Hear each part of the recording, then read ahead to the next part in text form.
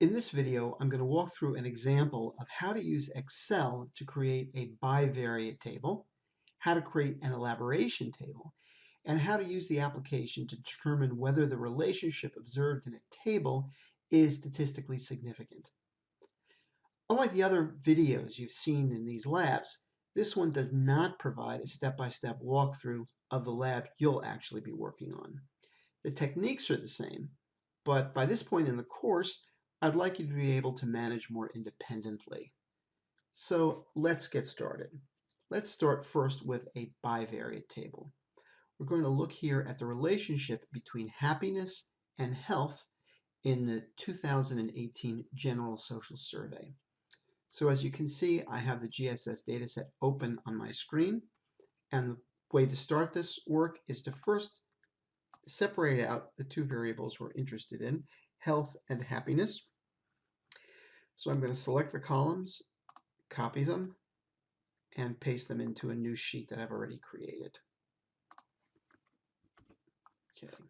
Okay, you'll note that there are 136 rows of data here. So that's a good thing to know. And let's get started.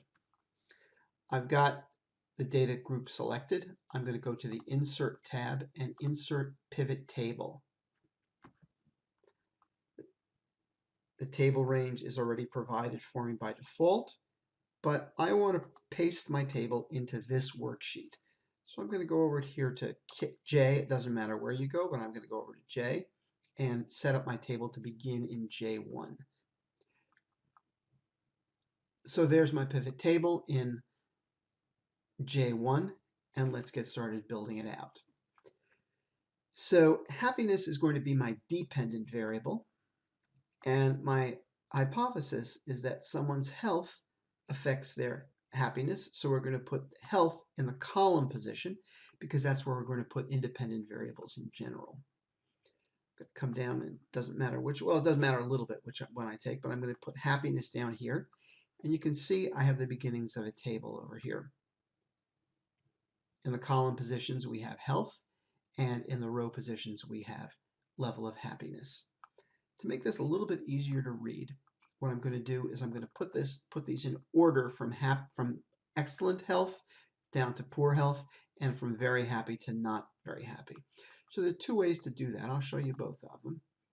One way is to simply enable Excel to sort this out for us. So excellent will be in position 1, good will be in position 2, fair in position 3, and poor in position 4.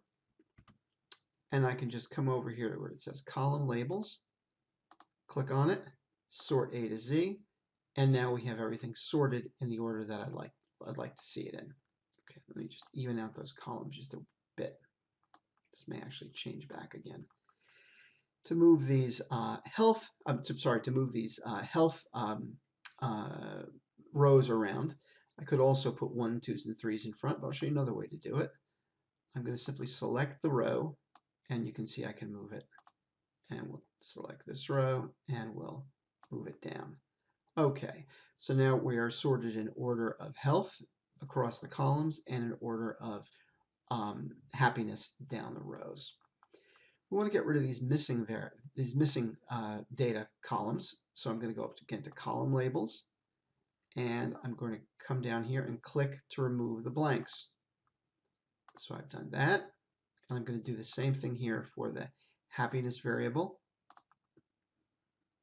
Remove the blanks. Okay, so of course you know that we want to look at percentages when we're doing a contingency table analysis. So here I have counts. Let me change that to value field settings over here. I'm going to click on this down arrow, click value settings, click show values as,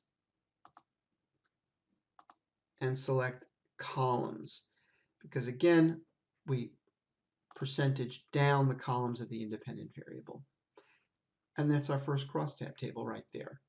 You can see that people in excellent health report higher levels of happiness than people in poor health. And that's hardly very surprising. But nonetheless, that's our finding. All right, let's look now at an elaboration table. Let's go and add another value to this data set that we have here. Let's look to see how gender is impacted, or whether or not gender impacts happiness through health. I'm going to go to Data View and select column Q here, sex. Right-click, copy. Come back over to Sheet 1 and paste that in there. Now I'm going to select all of this data, and I can do that by holding down Control and Shift, but you'll see we don't make it quite all the way down. So sometimes it's best to start from the last row and go up like that. All right, we have our data set selected. We'll go to Insert, Pivot Table. There's our range. It should say A1 to C136 for this data set. And remember, that's why I checked to make sure that I went down all the way to row 136. Again, we'll do this in the existing worksheet. And we'll put it, say, over there in J11. Click OK. And there's our pivot table. I'm going to speed things up for a minute just to show you how to set up, because we're going to have to duplicate the work that we have in table number 1. So you don't need to see me do that again. I'll do it very quickly.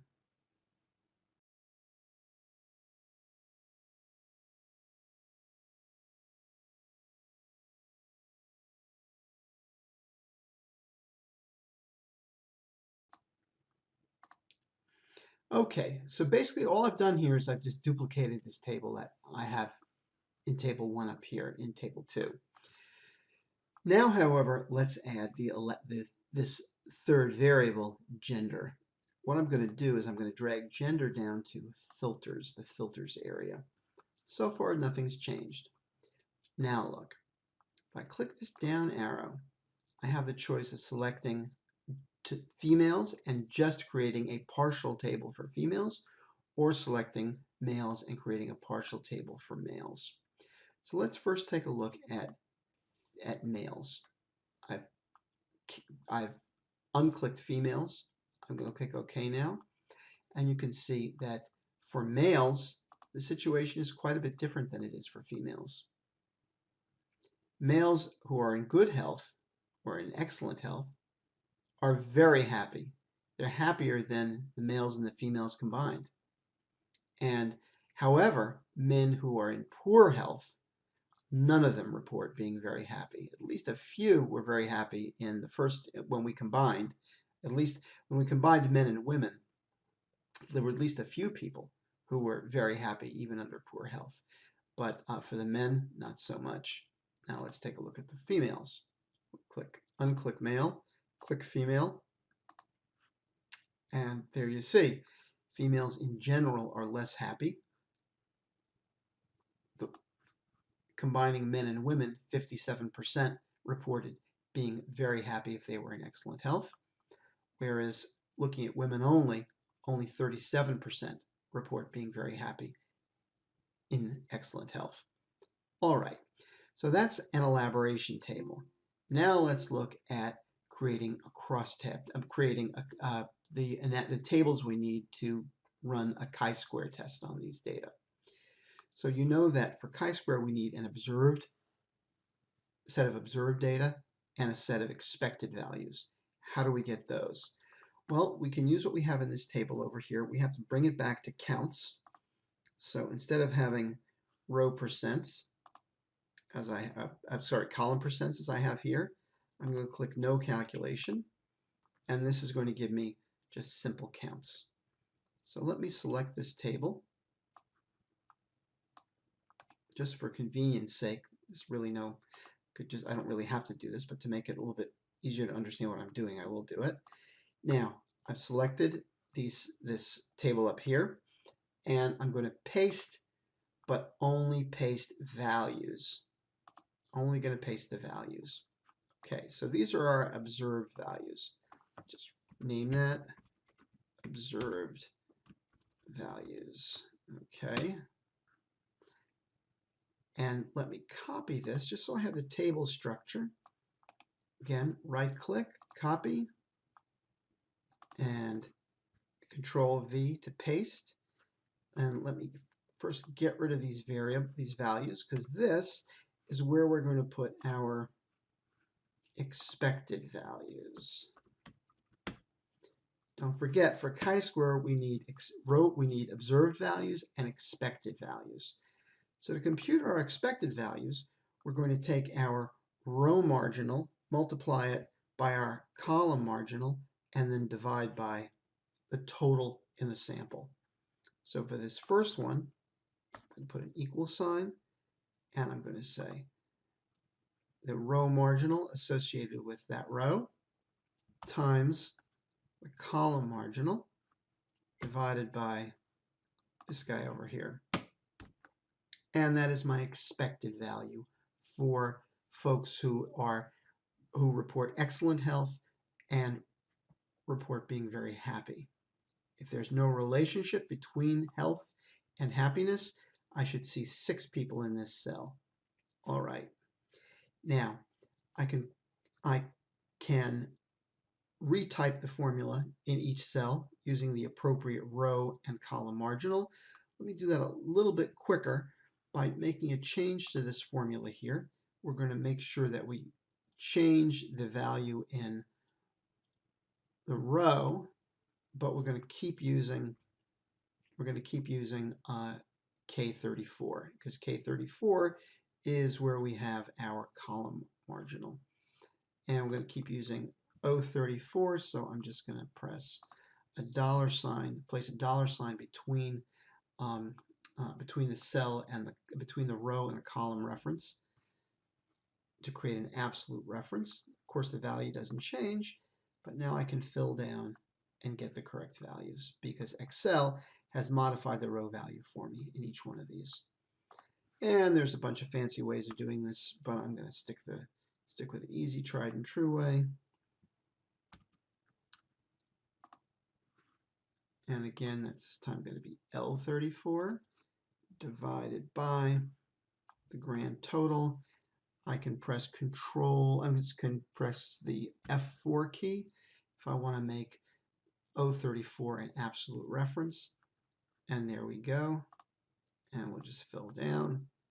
And I'll speed ahead and do all of these.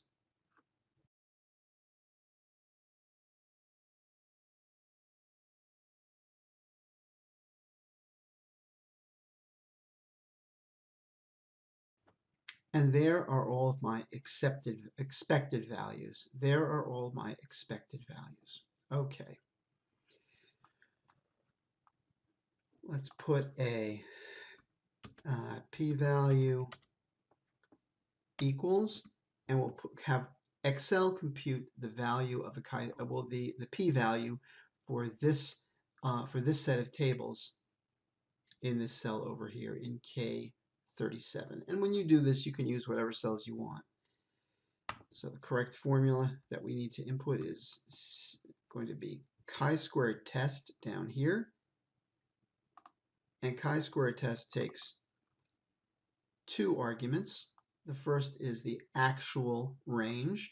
We're calling that the observed values, comma, the expected values or expected range. I'm going to close the parentheses, press enter, and there is the value. There's the probability that what we observed is due only to chance. If we set an alpha level, as we do traditionally, of 0.05, we can see that we are less than alpha equals 0.05. Therefore, the relationship between health and happiness is statistically significant. That's pretty much all there is to this.